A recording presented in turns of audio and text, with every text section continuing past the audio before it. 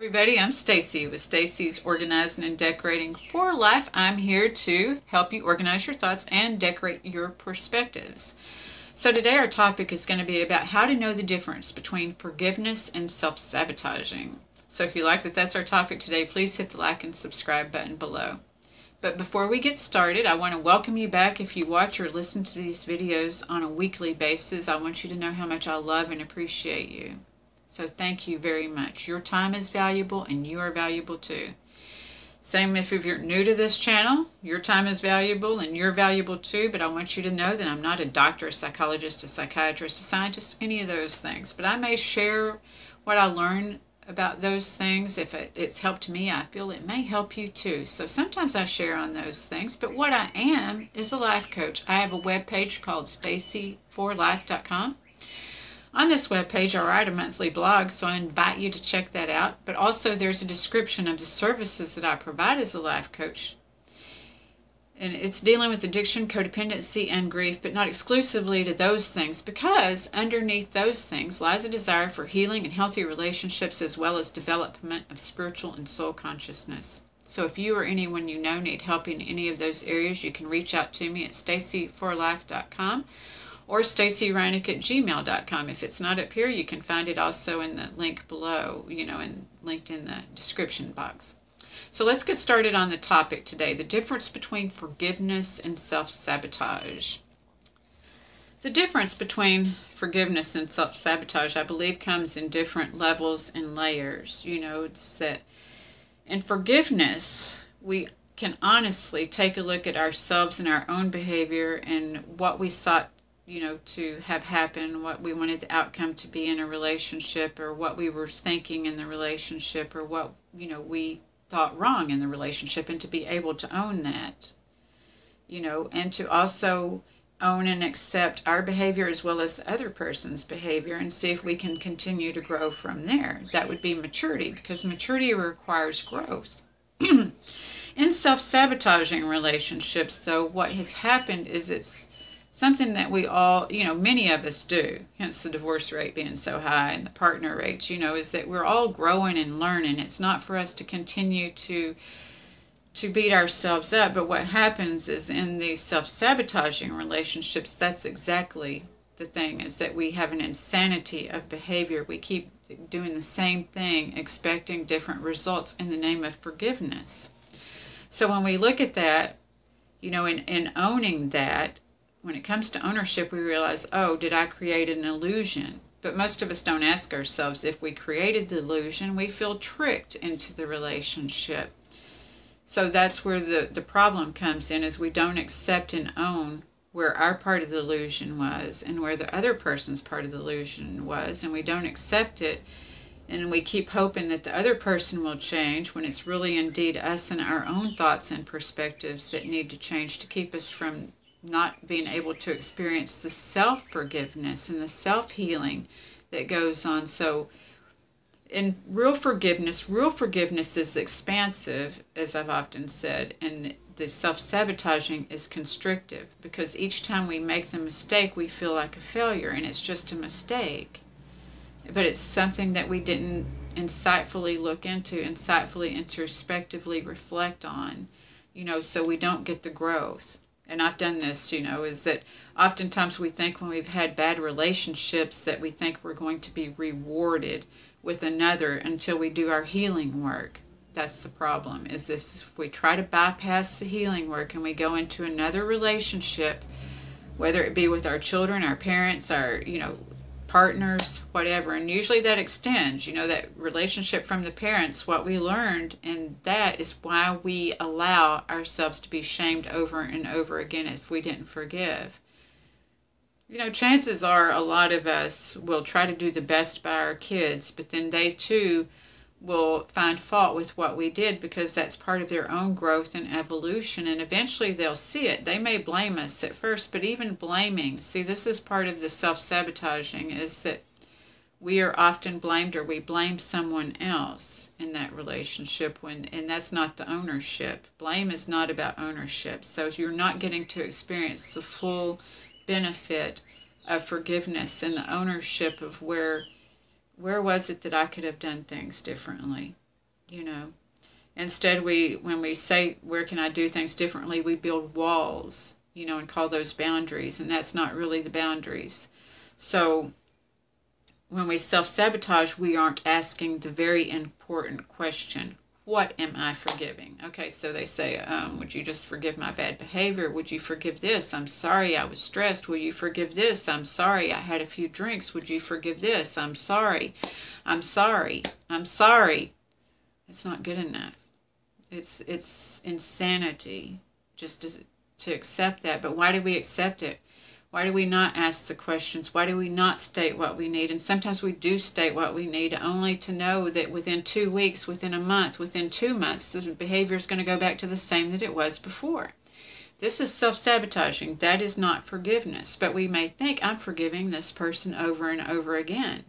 No, you're repeating insanity over and over again because you're not looking at the healing work. Is that when we forgive a person, we don't carry that with us anymore. That's the thing, is when we're healing, we don't carry the feeling of having to achieve something with this person anymore of the same measure. We're not trying to make them be somebody other than they are, hence the illusion that we created.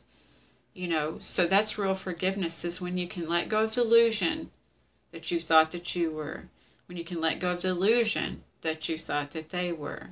And you can see how that you were a co-creator in this mess, you know, and that you weren't the whole blame in this mess, and that you weren't the, you know, the victor in this mess, because there is no victor. It's just about the healing process. There's no villain and victor in this mess, and victim, you know. But none of us, does it feel good to be a victim?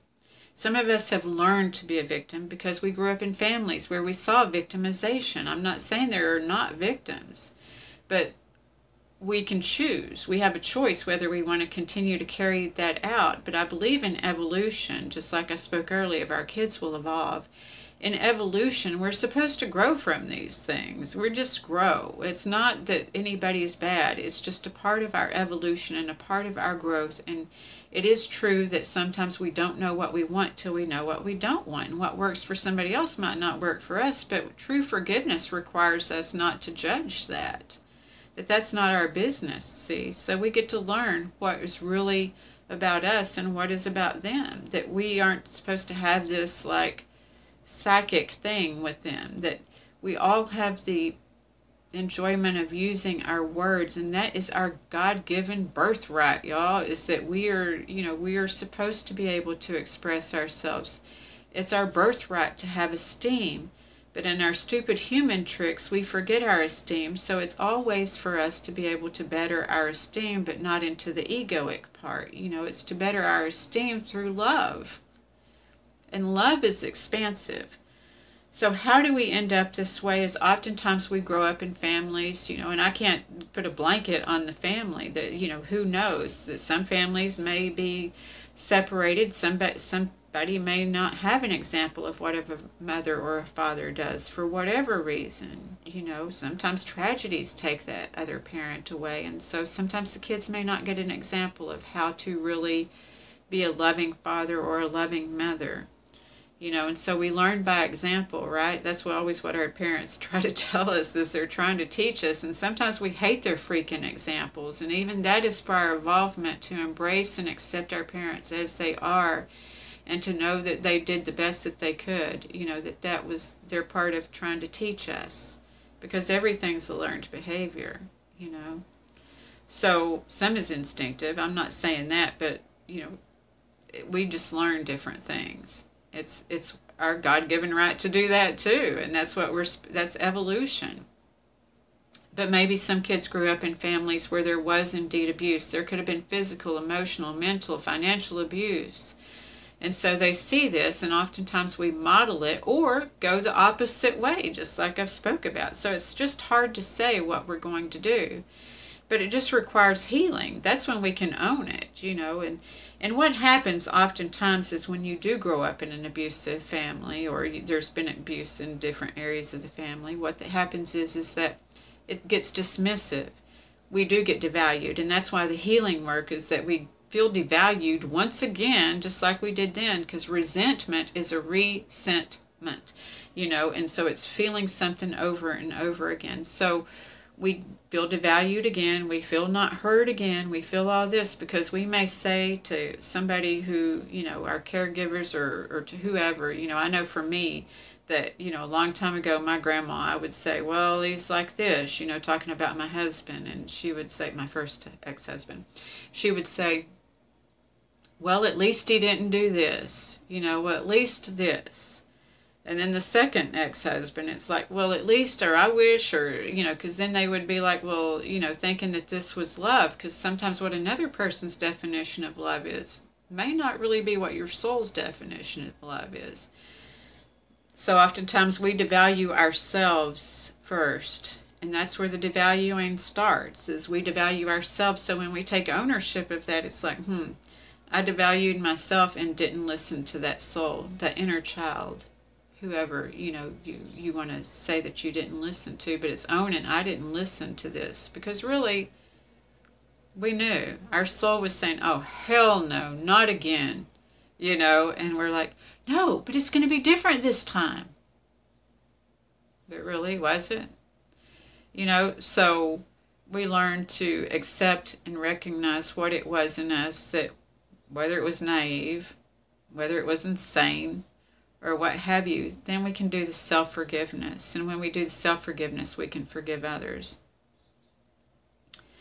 And as I've said before, in the fellowship, they tell us, to wish for others when we're working through this forgiveness process and we have, the relationships that fail, to wish for the other person the things that we would want for ourselves. And I got to tell you that it is not sincere for most of us, I don't think. I know it wasn't for me when I first got told that, and it'd be like, really? So, but it's a habit. It's a learned behavior, once again, because they told us to do that. Would I have done that if anyone would have told me not to do that or suggested that for me not to do that? No, I wouldn't have thought of that on my own, So, but doing that was very freeing because I could indeed make choices, and that's what true forgiveness is about, is making choices that are best for me and the other person.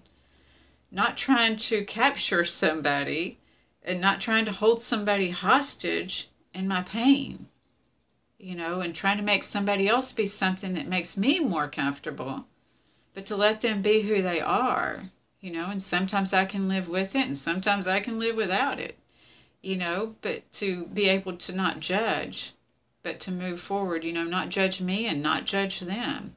That's where true forgiveness comes in.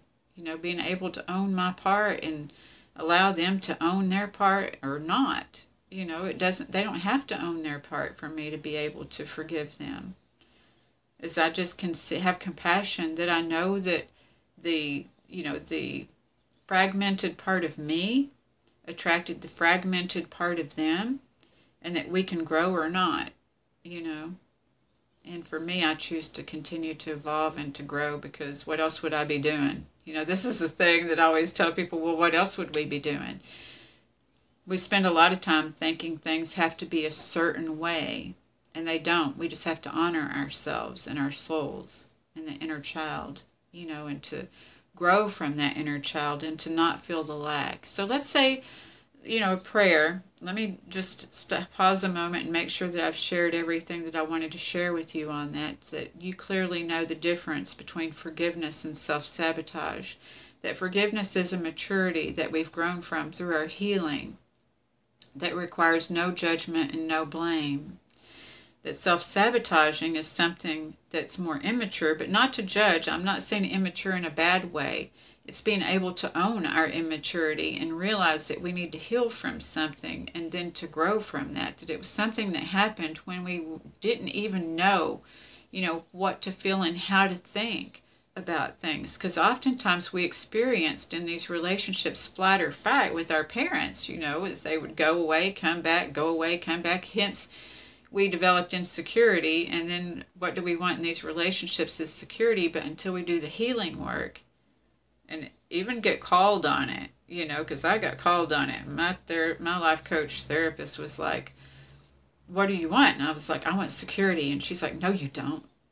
And I was like, And I thought about it. I couldn't argue with her because I was not making choices that was indicative of having security. I was making choices from that trauma, that I experienced as a child of not that uncertainty. So this is what happens is that, when we slip into illusion, oftentimes it's out of insecurity and uncertainty, So it's that trauma, because as a child we played.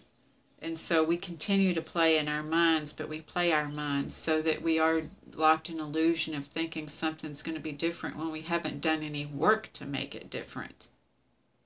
It's not going to be different. It's not going to be different if we can't own and grow, So, just a sec, I'm going to check that now.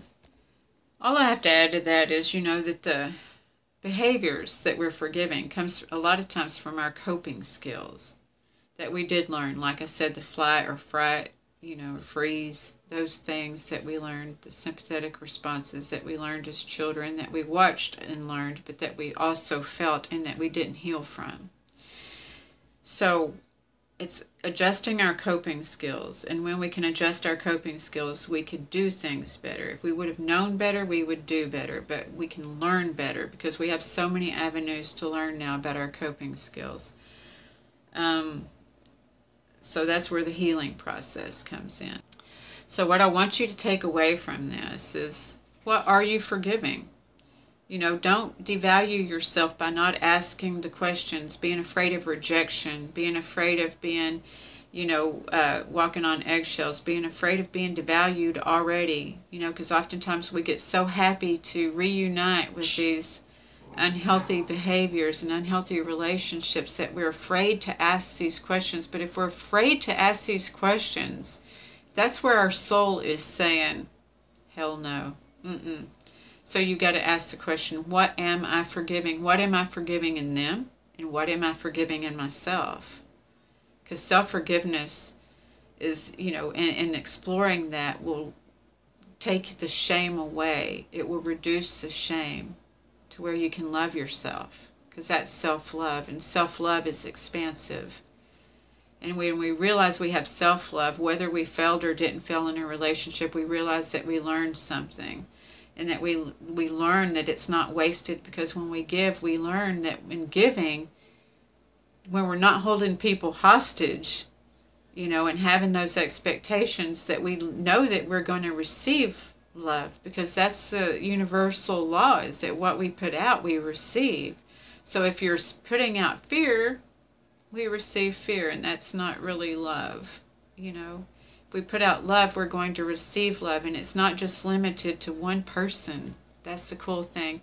So I'm going to say a quick prayer, and maybe do tapping and then lead into a quick prayer, just a short tapping thing.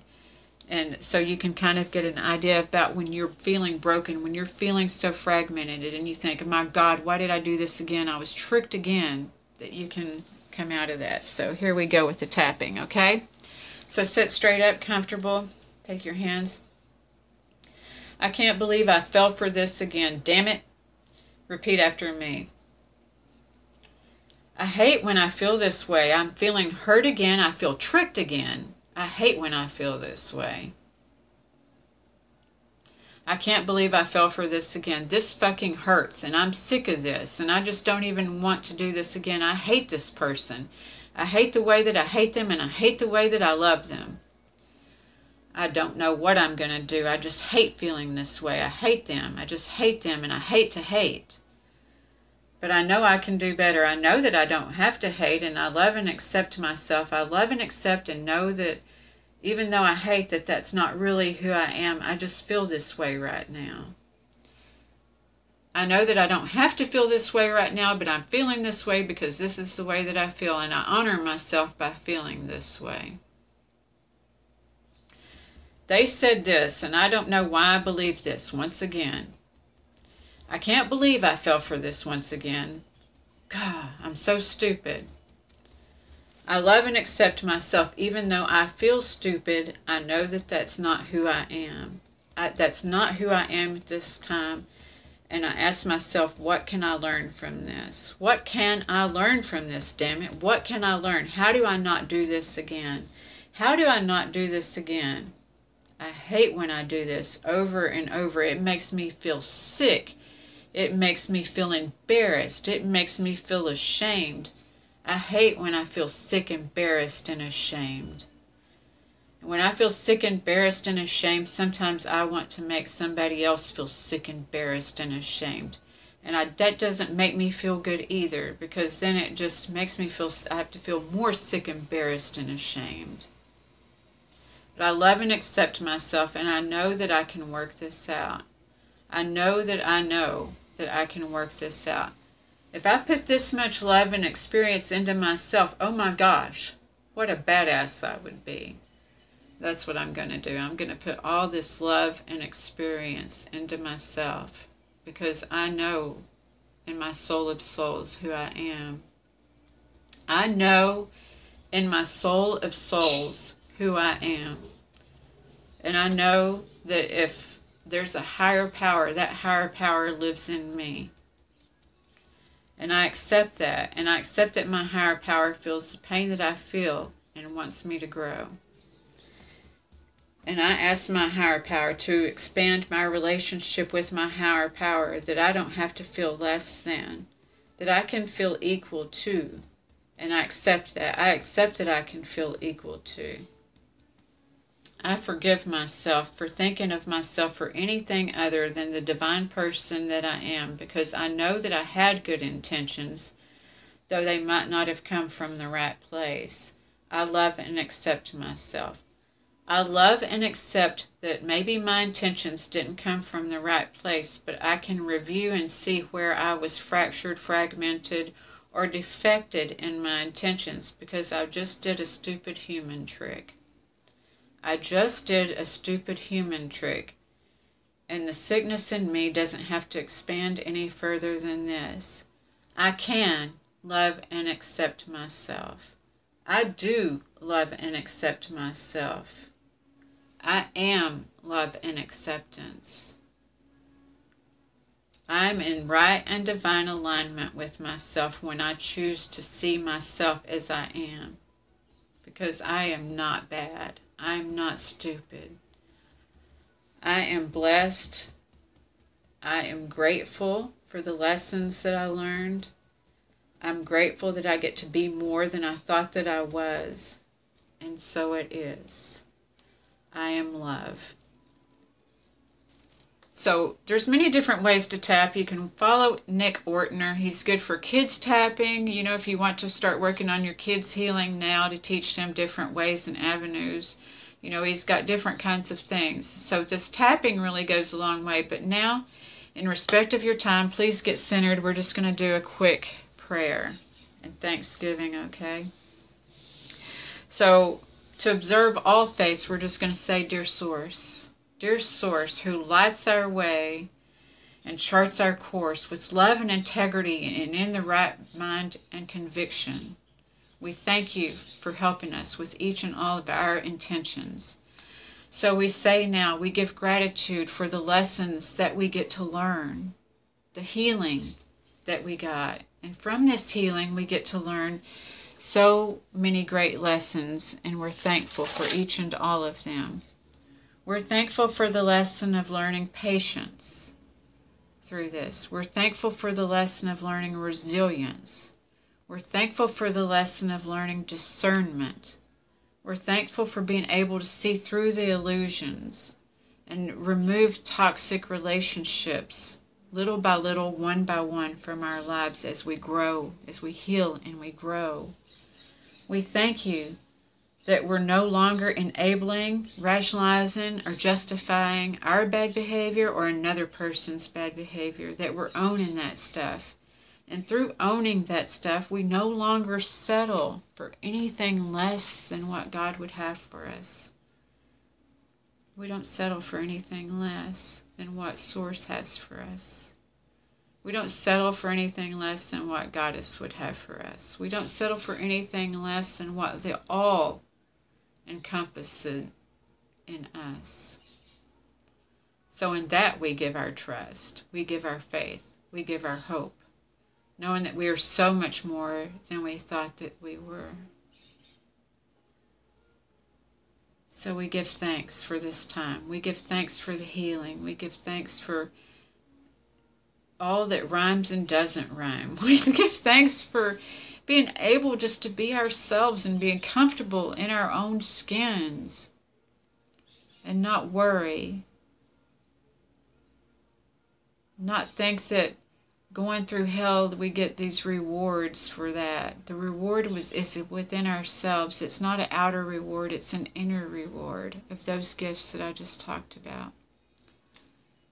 So with these blessings, we give thanks. Thank you for your guidance, that we seek our growth through you instead of others. But that sometimes we do get by with a little help from our friends. So through this discernment, we've learned who that really is. That it's not people who continue to devalue us, dismiss us, but people who can hear us and let us be who we are as we expand and we grow. Give us that safety net. So we thank you. And so it is. Amen. So I hope that this video has been helpful, that you've been able to use one or more of these tools, that you can look up more about tapping. Certainly Nick Ortner is the expert in that field, but I've done it myself, so it's helped me to heal. Also the prayer, I pray quite a bit, and it's a part of my relationship with my higher self, my higher power, and everything else, that I can be in alignment, that I know what alignment is, that sometimes I do fall short and my soul will be, Stacy, and I'll be like, but no, this could be fun. But then I end up going back to like, yeah, soul, you were right. It's about being able to forgive myself like I talked about. And, I can adjust and adapt quicker each time that I play my stupid human tricks. So I hope that this has helped you, and I thank you once again for your time. Remember, you are valuable. So I hope that this video has been helpful. I appreciate you, that if you feel that it has been helpful, that you choose to share it. It's amazing. Sometimes I saw somebody on LinkedIn shared it with a women's empowerment group in India. That just, we never know. So it's about what we put out into the universe, like I was saying earlier about that love. When we put something out of love, we just don't know where it's going to go. So when I send out healing vibes, I'm just grateful and thankful that, I sometimes I don't even know, but then I get to see, wow, look where that went. Isn't that a gift? Okay, so I wish you much love and peace, and I look forward to connecting with you again next week. Thank you so much. Remember to look down and below about if you want to contribute, because I just try to send healing vibes out to feed that kind of algorithm. And so I do have, you can support me monetarily if you wish, because I don't have I am not monetized on this channel. And so, that will be down in the description box below, as well as if you'd like to, have me consider a topic. Like I said, next week is going to be, maybe I didn't say that. Next week the topic is going to be on consistency. So if you have any input about that, you can reach out to me and staceyreineck@gmail.com. I have it here, but also below. So I thank you so much. As above, so below. All is well within my soul. So I look forward to seeing you again next week. Please like and subscribe if you haven't already. Thank you so much. Bye.